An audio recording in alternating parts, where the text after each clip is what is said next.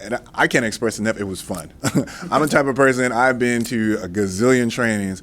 Right now, I have 3 different trainings that I'll be at in the next 2 weeks, and I dread that because I know it's going to be sitting there looking at a PowerPoint presentation, looking at some statistics with no frame of reference, and I'm the type of person, I don't sit well.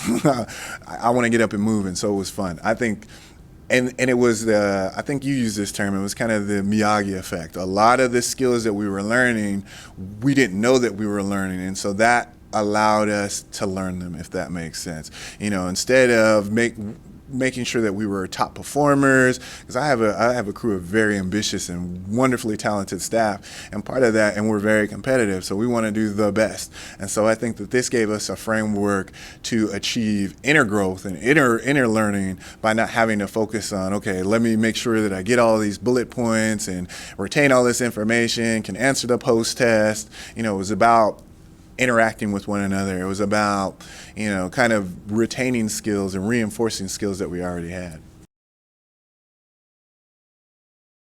So one of the things that I thought would be really important was getting our staff comfortable delivering a really concise message, having the ability to think fluidly on their feet, to answer questions, and really commit and be empowered with the information that they're sharing. So that was really important for us as well. Another thing was interpersonal communication. How do we speak to our coworkers? How do we speak to our colleagues? How do we address leadership? How do we make it so that we're welcoming in our communication, where people want to talk to us, as opposed to us having that perception of hounding people. We're in a service where oftentimes we have to call people multiple times to complete the first step of the application. And so it was really, customer service is huge in our industry. And so I really wanted people to feel confident in delivering that message and having that ability to communicate with both partners and the people that we service.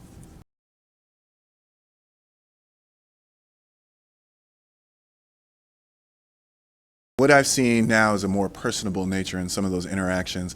Our staff is co-located across Pierce County, and so oftentimes when I'm hearing their interactions with clients, it's just snippets. But I can tell walking past rooms, I can tell by the body language, I can tell that people are more comfortable. We've actually been able to increase the amount of people that we've seen, because now we can kind of streamline some of those communications and really get to the meat of the matter, if you will. And you guys did a really good job of helping us to understand that improv happens all around us. It's really about just going off script or not having a scripted message. And I think that was one of the points that really resonated with the team as a whole is, it's okay for us to look foolish because we're all going to look foolish. It's all right for you to have a good time because we're all going to have a good time. And so I think that once you did a really good job, especially in the beginning, of kind of waylaying those fears and letting everyone know, hey, this isn't going to be you making up a story about a chicken, which is, it sounds ridiculous and can be very frightful for some people. It were exercises that were rooted in amusement, but also kind of rooted in the real world. And you guys did a really good job with each exercise after we had completed, which I really appreciated, and wrapping it all up and kind of collating it back to what our action points are and what things we wanted to learn, and really helping us understand how improv can improve our daily performance, not only in speaking to clients, but how we speak to one another as well. That's one of the things that I think I've seen in our team that has had the biggest level of change, is people understanding that a lot of times what our clients are asking for is not necessarily represented by the questions that they ask. There are avenues and ways that we can explore to better provide service to our clients as we learned how to navigate a conversation. And I think that was one of the skills that I was really impressed and really surprised with. I fancy myself a communicator, and you guys really helped me kind of brush up and reminded me of some of those basic skills on communication is much more than just a two-way street. It's more a road map. There are alleys, there's hidey holes where some of that really good information is. And so knowing, what an offering is, understanding that communication happens more than just by the words that we use, watching people's body language, looking where their eyes go when they're having that conversation. How do they respond to the question? That's been really instrumental in the work that we do. Because in some of the programs that I run, we have a very light touch where we meet a client 1 or 2 times,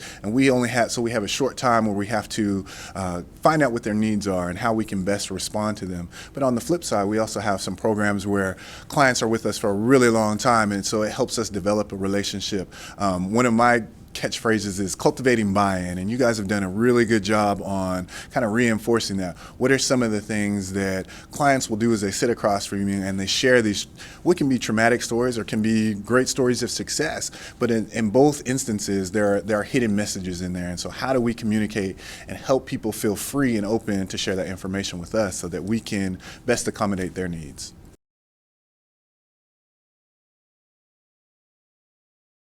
How do we work with those high-end agencies and those C-level executives to bring them into our organization, hear what we need to talk about? And you've really done a good job of giving us some tools that allow that make the staff comfortable, because again, it's hooray for failing, right? And then the other good thing is everyone now kind of, they appreciate that moment that it takes to kind of ready yourself before you have these interactions. I can notice the staff is a little bit less hurried when the number crunches, because they understand that now, kind of given some of the tools that we're using, that you've given us and helped to instruct us on, we can get more information by less talking, because now we can pick up on those subtle clues and really investigate some of the areas that we need to go in. With our direct service personnel who are providing resources and assistance and what we call barrier removal for those who want to sustain and persist their education, one of the things that we've really been able to find out is how do we cut through the symptoms and get to the meat of the problem, and having a tactful way to approach some of the difficult subjects that we have to broach with clients.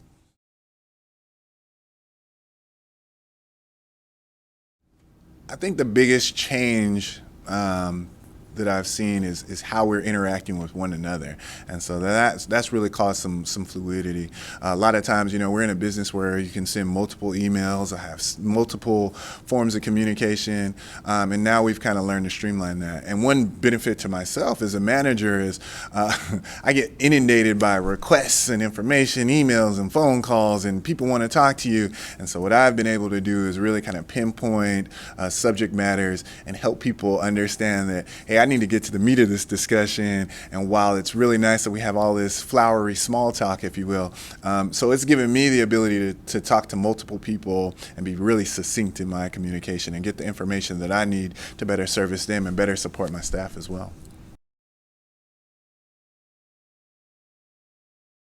And one of the things that I've seen is, that the education staff is really, we're a little bit more open to taking feedback, and instead of seeing it as a critique, we see it as an opportunity to get better. And again, it kind of goes back to that yay for failing thing. I think that small kind of catchphrase that you give us and allow us to use really just allows people to kind of pause in the moment and say, you know what, not every time am I going to do things right. It's more appropriate, or it's better that I learn from my mistakes and honor those mistakes when dealing with clients than trying to gloss over that. If another team leader was to ask me about working with the YesWorks, I would wholeheartedly encourage them. I'm actually really hopeful that we can bring you guys back to do a little bit more work with us. So yeah, I hope to make this a long-term partnership.